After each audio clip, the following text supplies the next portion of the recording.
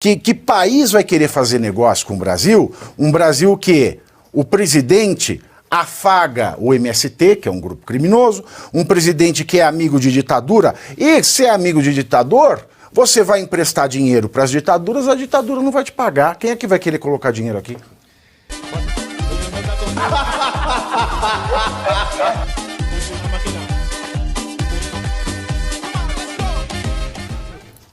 Defender a mulher que é bom, nada. Chamar a atenção do filho que é bom, nada. Agora, falar do Bolsonaro, ai, que saudade. Né? Final de semana, né, durante a agenda aqui em São Paulo, na mesma cidade, na cidade de São José dos Campos, Lula comparou Jair Bolsonaro a um ditador africano com quem evitou falar durante um almoço para não ser fotografado ao lado dele. O petista se referiu a Bolsonaro como o cidadão. Vamos ouvir o trecho desta porcaria. Nesse 1 ano e 6 meses, eu tinha algumas coisas importantes para fazer e uma delas era recuperar a imagem do Brasil no mundo. Vocês sabem que nós passamos um período em que ninguém queria vir aqui e ninguém queria receber as pessoas lá. Ou seja, o Brasil ficou uma espécie de paira, sabe, em que não era bem-vindo. O cidadão, quando chegava numa reunião, todos os presidentes iam se afastando para não cumprimentar. Isso acontece. Uma vez eu fui na África almoçar e tinha um presidente de um país que era chamado de ditador. E não sei quem da minha assessoria colocou a minha cadeira para sentar do lado do ditador. E o jornal O Globo o tempo inteiro com a máquina maior do que essa desse rapaz aqui, olhando para ver se eu ia sentar perto do ditador. Pois eu não almocei, fiquei em pé para não tirar a fotografia. Não tirei a fotografia, mas também não almocei. Bem, o cidadão que estava aqui era assim, ninguém queria recebê-lo. Bom, na sequência, Lula Lelé defendeu a relação do seu governo com as ditaduras da Venezuela e da Nicarágua, comandadas respectivamente por Nicolás Maduro e Daniel Ortega. Vamos ouvir esta maravilha. Todo mundo gosta do Brasil e o Brasil tem que gostar de todo mundo. Por que eu vou querer brigar com a Venezuela? Por que eu vou querer brigar com a Nicarágua? Por que eu vou querer brigar com a Argentina? Eles que elegem os presidentes que eles quiserem. O que me interessa é a relação de Estado para Estado. O que o Brasil ganha e o que o Brasil perde nessa relação. Ô, Geisiane, é engraçado, né? Ele ficou, aí ele sentou, não almoçou agora. Com Maduro ele senta, senta no colo até. Ele senta no colinho, né? Exatamente.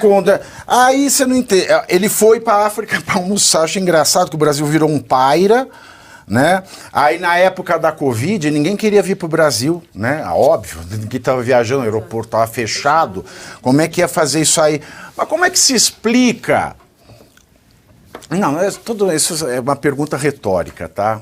Como é que se explica? Não se explica essa montanha de merda. Você pegou o ponto que eu ia começar a fazer aqui o meu comentário, né? É importante a gente lembrar que o Lula sempre foi ali do Foro de São Paulo, que é aquela organização que a esquerda falava que era uma fake news do Olavo de Carvalho, que não existia, que era uma teoria da conspiração e que reunia ditadores da esquerda, né? Porque a gente sabe, aliás, é importante a gente dizer isso, né? Ditador e esquerda é um pleonasmo. A gente sabe que todas as ideias à esquerda sempre vão levar para o totalitarismo. Isso desde Karl Marx, quando lá atrás ele fala a respeito de ditadura do proletariado, que a gente sabe que não é do proletariado, né? São dessas pessoas que têm o poder e o dinheiro nas mãos.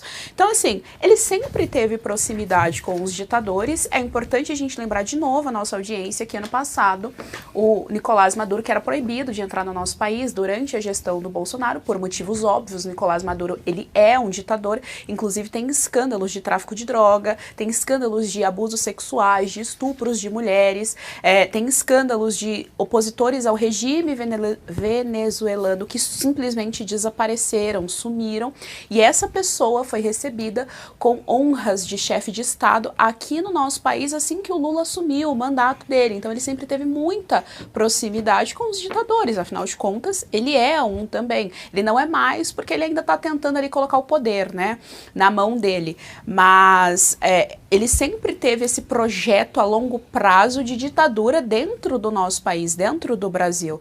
Então é um discurso completamente incoerente. Aí na sequência, de novo, isso me incomoda bastante nessa gestão lulista. Ele não consegue governar fora desse fantasma do Bolsonaro, notem isso. A economia vai mal, Rio Grande do Sul segue devastado e não é feito nada por lá, e aí ele se alia com MST, que é movimento terrorista, é um movimento violento, é um movimento armado, típico de ditador que se alia com esse tipo de movimento, e ao mesmo tempo ele fica governando em cima desse fantasma de que aqui era um fascismo, de que aqui era uma ditadura, quando não era. Quando o Bolsonaro tinha, sim, boas relações, o Brasil tinha, sim, boas relações. E isso não é taxado por nenhum jornal da velha imprensa como fake news. Vejam só vocês, porque não é um dado da realidade dizer que o Brasil não tinha boas relações internacionais. Inclusive, quando estourou a guerra da Ucrânia e da Rússia, o Bolsonaro teve bastante jogo de cintura, porque dependia da Rússia, a agricultura brasileira depende dos insumos que vêm de lá.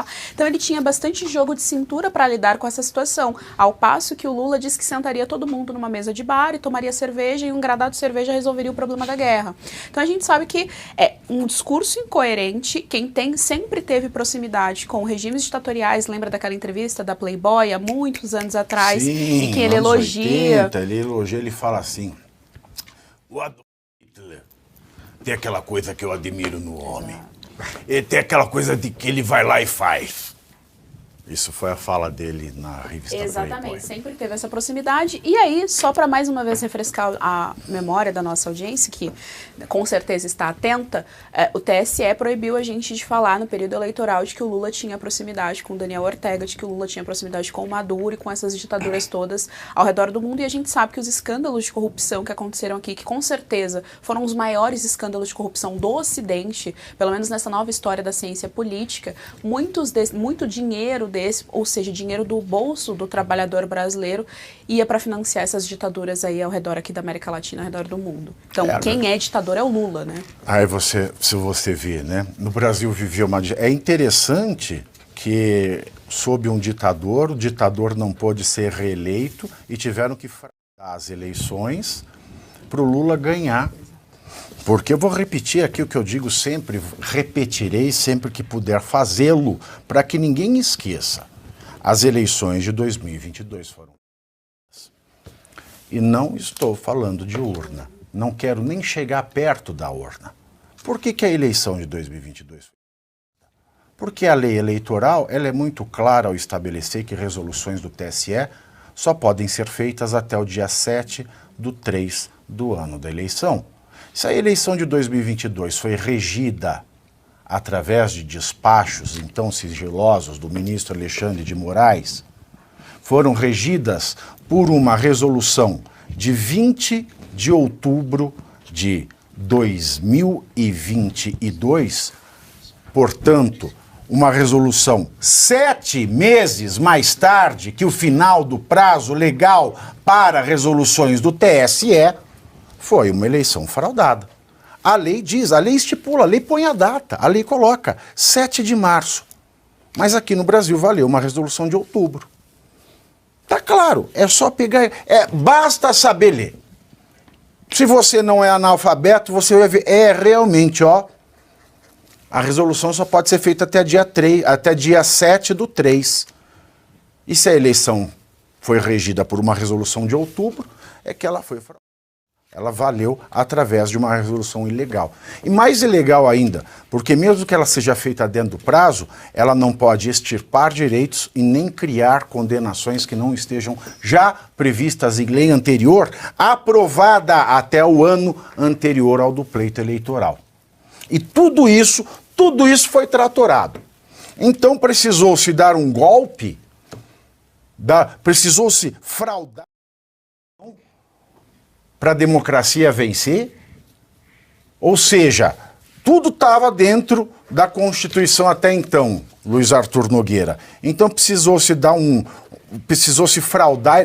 Lembra aqui, vou deixar claro, não estou falando de urna, não quero nem saber de urna. Só estou falando de calendário. A lei fala, 7 de março, veio uma resolução em outubro, 7 meses depois, não pode valer, mas valeu. E aí, que país vai querer fazer negócio com o Brasil? Um Brasil que o presidente afaga o MST, que é um grupo criminoso, um presidente que é amigo de ditadura, e se é amigo de ditador, você vai emprestar dinheiro para as ditaduras, a ditadura não vai te pagar. Quem é que vai querer colocar dinheiro aqui? Pavinato, quem deveria zelar por uma eleição justa e honesta? O TSE, Tribunal Superior Eleitoral. Quais são os principais ministros que integram o TSE? Entregam bem entregue ainda. Ministros do Supremo Tribunal Federal. Então, se o Supremo não está zelando, trazendo para a economia, é o que eu já disse aqui 1 milhão de vezes, o Supremo hoje é a maior fonte de insegurança jurídica para os negócios aqui no Brasil. Os estrangeiros têm medo de investir no país, principalmente a longo prazo, porque eles sabem que a regra do jogo pode ser mudada a qualquer momento e que o Supremo Tribunal Federal não vai honrar a Constituição. Esse é o grande problema. Isso gera insegurança jurídica, gera perda de negócios, consequentemente, menos crescimento econômico. E eu queria lembrar também, Pavinato, que domingo agora, dia 28, teremos eleições aonde? Na Venezuela. Ah, sabe o que a democracia falou? Que domingo ela não vai. Padre Washington. Bonito, hein?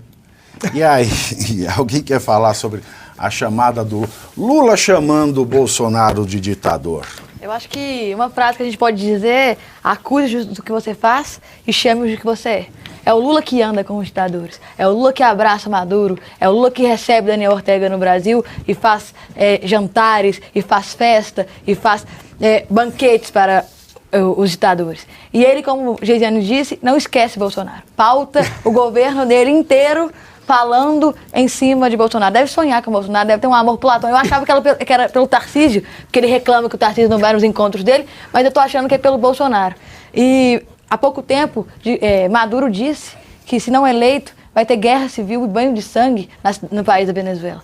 É com essas pessoas que o Lula faz relacionamento. São com essas pessoas que o Lula conversa, que o Lula faz negócio, que o Lula empresta dinheiro, que o Lula faz aliança política. É ao lado de ditadores que ele anda.